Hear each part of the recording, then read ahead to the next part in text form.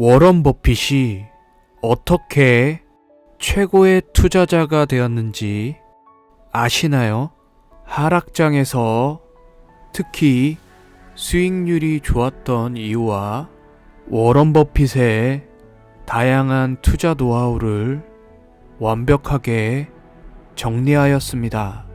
오늘 내용은 버핏에 관한 책 중 가장 많이 팔린 스테디셀러 워런 버핏 바이블의 내용을 참고하여 작성하였습니다. 장담하건대 오늘 내용은 여러분의 투자 인생에 반드시 도움이 될 것입니다. 그럼 바로 시작해 보겠습니다. 첫째, 시장이 공포감에 휩싸일 때마다 버크셔의 실적은 오히려 좋았다. 이 자료는 1990년부터 2010년까지의 버크셔와 S&P 500의 수익률 차이입니다. 특히 S&P 500의 상승률이 마이너스일 때 상대적 수익률이 10% 이상이나 차이가 난 것을 확인할 수 있습니다. 하락장에서 특히 버크셔가 강했던 이유는 버크셔는 압도적인 유동성을 항상 유지하기 때문입니다. 실제 인터뷰에서 워런 버핏은 습관적으로 200억 달러가 넘는 현금성 자산을 유지한다고 밝혔습니다. 이렇게 습관적으로 보유하는 200억 달러의 수익성은 미비하지만 그 덕분에 버핏은 언제나 두 다리를 뻗고 편히 잘 수 있다고 했습니다. 여기서 오해하면 안 되는 부분은 200억 달러를 단순히 은행 계좌에 두는 것은 아니고 특정 방식으로 운영합니다. 버핏은 현금 보유 방식을 미국 단기 국채와 은행 예금 그리고 머니마켓 펀드로 운영하는데요. 먼저 버핏의 단기 국채는 대부분 3개월에서 1년 이내의 단기 국채입니다. 버핏이 1년 이내에 단기 국채에만 투자하는 이유는 바로 현금화가 가능하다는 유동성 관점의 이점과 안정성을 뽑았습니다. 버핏의 현금은 대부분의 비중은 단기 국채이며 극히 일부만 은행 예금과 머니마켓 펀드로 운영한다고 알려져 있습니다. 주식시장에서 하락장은 언제나 예측 불가하게 갑자기 발생합니다. 저 역시 워런 버핏처럼 방대한 현금 비중을 보유할 자신은 없습니다. 하지만 주식시장이 누가 보더라도 과도하게 과열되어 있다면 주식의 비중을 조금이라도 줄여서 대응하실 것을 추천드립니다. 시장이 과열될 때 변하지 않는 인간의 심리는 마이너스 통장을 써서라도 비중을 늘리고 싶지만 우리가 반드시 명심해야 할 것은 워런 버핏의 장기적 투자 수익률을 조금이라도 따라가고 싶다면 반드시 과열 국면에는 주식 비중을 줄이고 현금 비중을 늘리는 습관을 키워야만 합니다. 둘째, 항구적 해자가 있는 기업을 매수하라. 워런 버핏은 기업을 매수할 때 그 기업이 탁월한 수익률을 지켜주는 항구적 해자를 보유하고 있는지 항상 체크하였습니다. 여기서 말하는 항구적 해자는 다른 기업들이 넘볼 수 없는 압도적인 이점을 말합니다. 기업이 높은 수익률을 내면 자본주의에 따라 끊임없이 동종 경쟁자들이 생겨나기 때문입니다.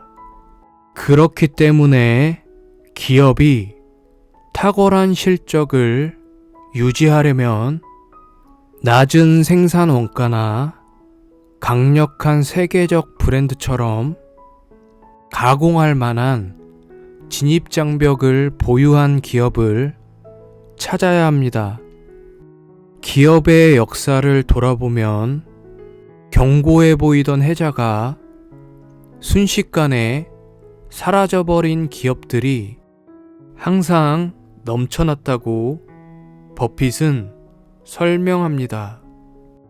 그렇기 때문에 계속해서 빠르게 변화하는 산업에 속한 기업들은 버핏의 투자 대상에서 제외된다고 설명했습니다.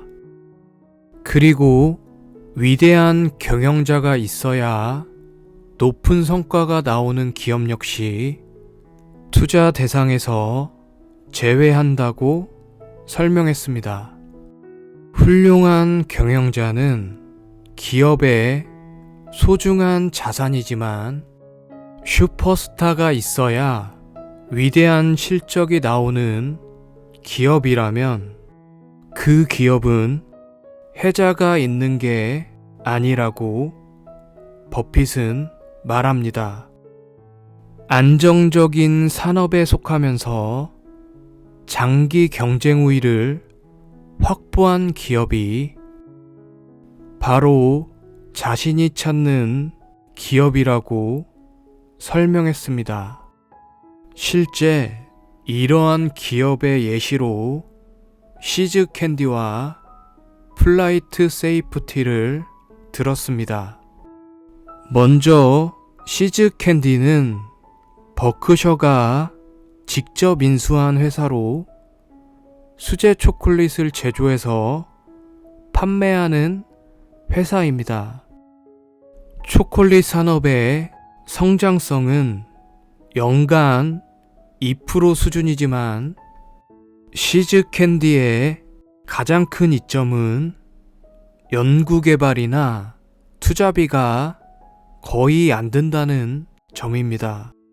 이미 선물용 고급 초콜릿 브랜드로 자리 잡아 미국 전역에 약 200개 이상의 매장이 운영되고 있는 버핏이 강조하는 항구적 해자를 보유하고 있는 기업입니다.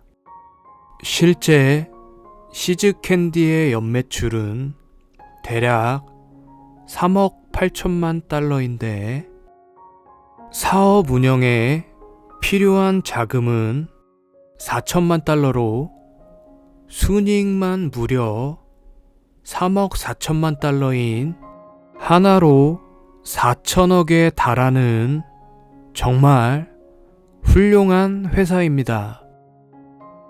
두 번째 회사 예시로 플라이트 세이프티를 들었는데요.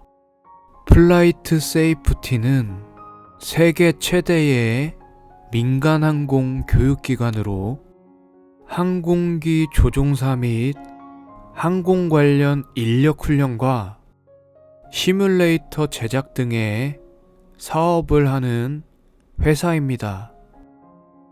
워런 버핏은 최고가 아닌 회사에서 항공훈련을 받는 것은 값싼 병원에서 수술을 받는 것과 같기 때문에 분명한 항구적 경쟁 우위가 있다고 설명했습니다. 이제 버핏이 말하는 항구적 해자가 있는 기업이 어떤 기업인지 어느 정도 감을 잡으셨을 것입니다.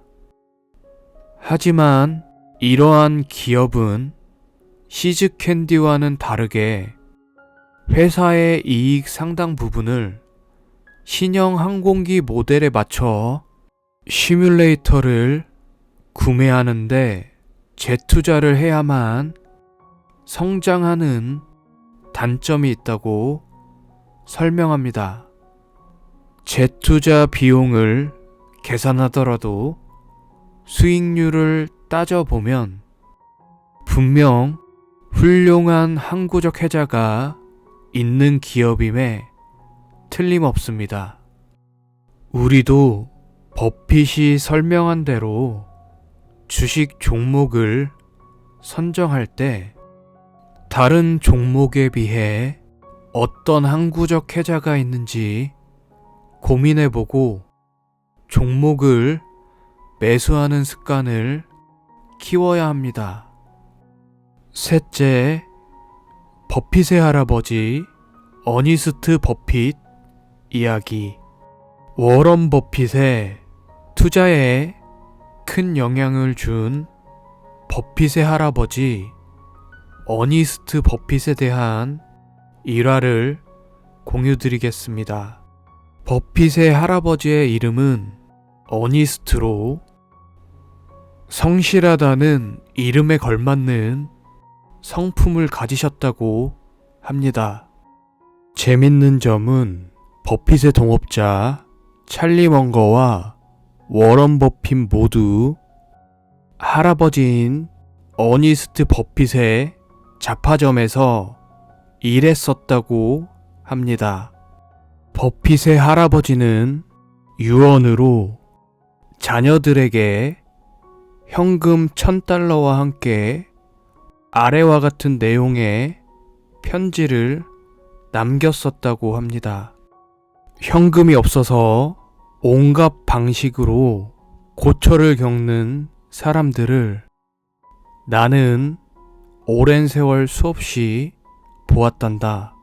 당장 현금이 필요해서 재산 일부를 헐값에 팔아야 했던 사람들도 보았고 말이다.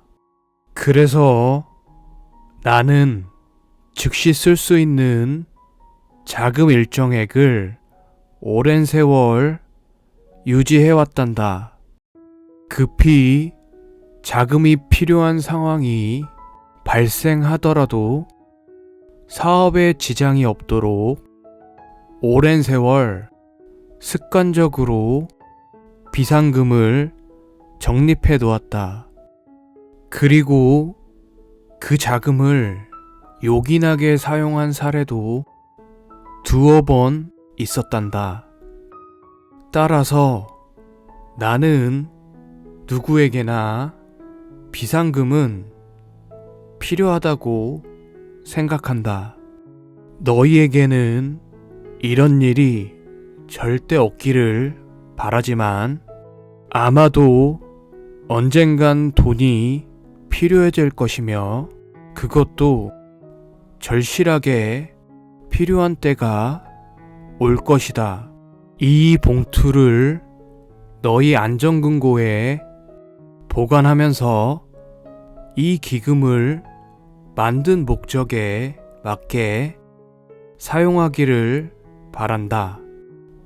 이 돈을 투자해서 이자를 벌고 싶은 마음도 있겠지만 그런 생각은 잊어라. 투자로 버는 이자 몇 푼보다는 언제든 쓸 수 있는 돈 $1,000가 있다는 안도감이 더 소중하단다.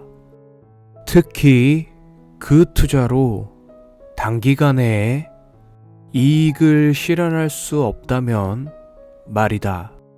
참고로 버핏 가문에는 자녀에게 막대한 재산을 물려준 사람은 없었지만 재산을 전혀 물려주지 않은 사람도 없었단다. 나중에 이 방법이 좋다고 생각되거든. 너희 자녀에게도 이렇게 해주기를 바란다. 어니스트 버핏. 워런 버핏은 자신의 할아버지의 $1000 철학을 발전시켜 현금을 적어도 $1000는 보유하겠다고 맹세했다고 합니다. 실제로 이 맹세 덕분에 버크셔는 습관적으로 현금을 $200 이상 보유하는 정책을 실천했고, 그 결과 하락장에서 S&P 500 등의 시장 수익률을 10% 이상 앞설 수 있었습니다. 넷째, 워런 버핏의 기업 매수 원칙. 버핏이 기업을 매수하기 전 가장 먼저 확인하는 것은 그 기업의 예상 매출 등을 5년 이상 합리적으로 추정할 수 있는지를 확인합니다. 이익의 범위를 추정할 수 있고, 그 이익을 추정하는 범위의 하한선을 가정하더라도 현재의 주가가 합리적인 수준이라면 버핏은 그 주식을 매수한다고 합니다. 만약 그 기업의 미래이익을 추정할 수 없다면 매수를 포기하고 다음 후보로 넘어갑니다. 버핏이 자기가 이해하는 기업에만 투자한다는 이야기는 많이 들어보셨을 것입니다. 버핏이 설명한 대로 기업의 5년 이상의 이익을 추정했을 때 현재 주가가 안전마진이 있는 기업을 선택해 보유한다면 주가가 빠졌을 때도 편안하게 기다릴 수 있는 것입니다. 앙드레 코스톨라니의 산책 나온 강아지 이론처럼 강아지가 주인을 앞서거니 뒤서거니 해도 결국 주인의 주의를 맴돌듯이 기업의 주가는 결국 기업의 가치와 실적을 따라갈 수밖에 없습니다. 워런 버핏처럼 매수를 기업 가치 대비 싸게 하고 투자의 시계열을 길게 잡고 투자한다면 무조건 성공할 수밖에 없는 것입니다. 우리도 남들이 종목을 추천한다고 무턱대고 매수할 것이 아니라 적어도 회사의 사업 보고서와 분기 보고서 등을 읽어보고 버핏이 말한 기업의 5년 이상의 이익을 추정해보고 최종적으로 매수를 결정하실 것을 추천드립니다. 다섯째, 포트폴리오를 구성하라. 포트폴리오는 버핏뿐만 아니라 많은 투자대가들이 공통적으로 강조하는 내용입니다. 일반 투자자의 목표는 대박 종목에 몰빵하는 식의 투자가 되어서는 안 됩니다. 좋은 실적이 나올 만한 대표적인 기업들로 포트폴리오를 구성해야만 합니다. 주식 투자에서 실수를 방지하기 위한 버핏의 노하우는 장기간에 걸쳐 주식을 사모아야 한다는 것과 악재가 나오거나 주가가 고점에서 대폭 하락했을 때에도 주식을 절대 팔지 않는 것이라고 강조했습니다.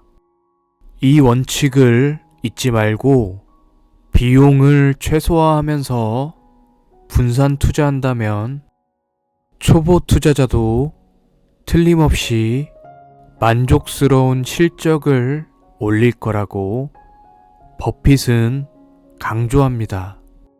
그럼에도 불구하고 증권사나 자문사들은 주식을 끊임없이 매매하라고 개인들을 계속 설득하는데 그 결과 쓸데없는 조언으로 인하여 주식을 바꾸는 과정에서 오히려 막대한 비용과 손해가 발생할 가능성이 높다고 경고합니다. 이러한 조언은 버핏이 유서에 쓴 내용과 일치합니다. 버핏은 자기 아내에게 현금의 10%는 단기 국채에 넣고 나머지 90%는 저비용 S&P 500 인덱스 펀드에 넣으라고 했습니다. 요즘 시대는 뉴스뿐만 아니라 주식 텔레그램 등 다양하고 방대한 뉴스들이 넘쳐나는 세상입니다. 이러한 방대한 뉴스에 흔들려 잦은 매매를 하고 있다면 워런 버핏의 조언을 다시 한번 상기해보고 매매하실 것을 추천드립니다. 오늘은 전설의 투자가 워런 버핏의 5가지 투자 원칙에 대해 공유드렸습니다. 오늘 내용이 조금이라도 도움이 되셨다면 구독과 좋아요 부탁드립니다. 감사합니다.